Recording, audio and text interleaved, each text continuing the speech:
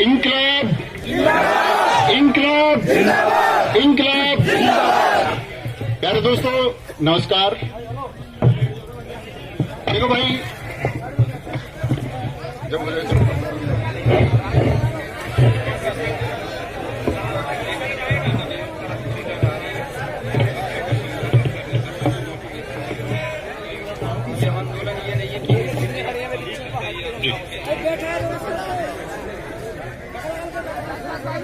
एक बार सारे साथी अपने दोनों हाथ उठा के बता देंगे कि मेरी आवाज पिछली पंक्ति तक भी पहुंच रही है।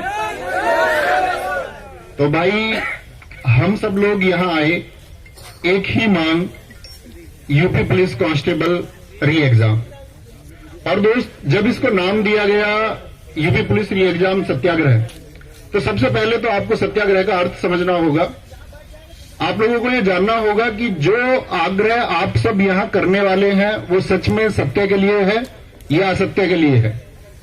तो एक बार बताएंगे, ये सत्य के लिए है कि असत्य के लिए है? तो सत्य के लिए आग्रह है, तो इसका मतलब है सत्याग्रह कोई भी हो उसको चलाने के लिए एक बहुत अनुशासन की आवश्यकता है। कल भी मैंने लिखा कि किसी ने कहा क्या हजारों के लोग या हजारों की भीड़ भी पंक्तिबद्ध हो सकती है? तो हमने कहा हां, हो सकती है। तो सबसे पहले तो इसका एक सर्वश्रेष्ठ नमूना हम यही दिखाएंगे कि अभी आपके सामने जो पहला छात्र बैठा हुआ है उसके पीछे सब पंक्तिबद्ध हो जाएंगे, पहले छात्र के पीछे, ताकि बीच में एक पंक्ति रहे कि आपको किसी को पीछे से निकल के आगे आना है तो वो आगे आ पाए, और आगे से निकल के किसी को पीछे जाना है तो वो जा पाए।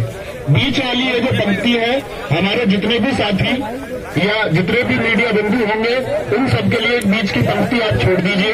बीच में लगभग 2 से 3 फीट का एक रास्ता छोड़ दीजिए। प्यारे भाई, आप सब लोगों से हाथ जोड़ के रिक्वेस्ट है, बीच वाली पंक्ति छोड़ देंगे और सब लोग एक दूसरे के सिर से सिर मिला के बैठेंगे। देखो भाई, ऐसा नहीं है कि आप लोगों को आज ही बैठना है, ऐसा नहीं हो सकता कि आपको आज और कल बैठना है। हो सकता है आपको 10 दिन बैठना हो, तो अनुशासन और व्यवस्था से बैठ पाएंगे तो ही ये संभव हो पाएगा। बीच वाली पंक्ति अभी भी खाली नहीं हुई है। तो जिस तरह यदि आप हमारी बात नहीं मानेंगे तो मुझे नहीं लगता कि आप किसी की बात भी मानोगे, और किसी की बात नहीं मानोगे तो कुछ होने वाला है नहीं।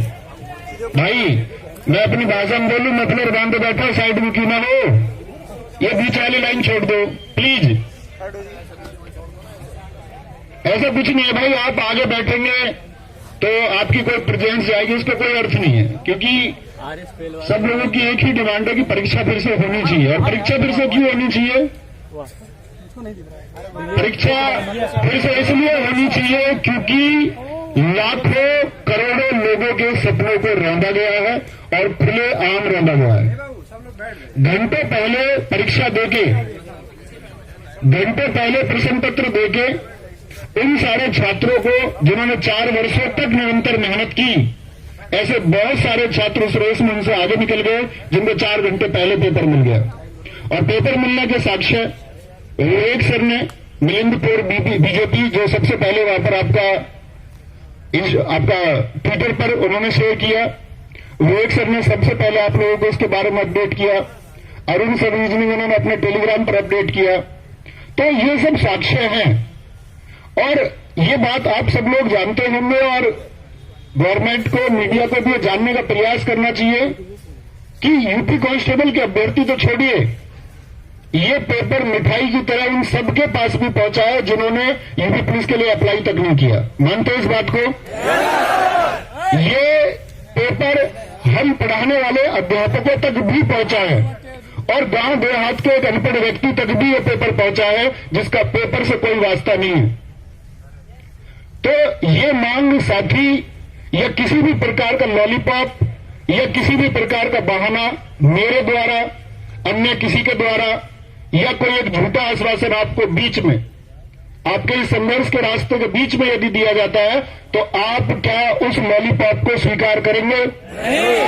हमको इसके लिए मांग तब तक बरकरार रखनी है जब तक एक ऑफिशियल स्टेटमेंट आपका भर्ती बोर्ड की साइट पर या गवर्नमेंट के द्वारा या किसी जो पीठासीन व्यक्ति है उनके द्वारा कोई स्टेटमेंट आए और एक आश्वासन दिया जाए कि हां, ये मानना पड़ेगा कि भर्ती में धांधली हुई है, और धांधली नहीं, ये अत्याचार हुआ है। एक छात्र जिसके सपने हैं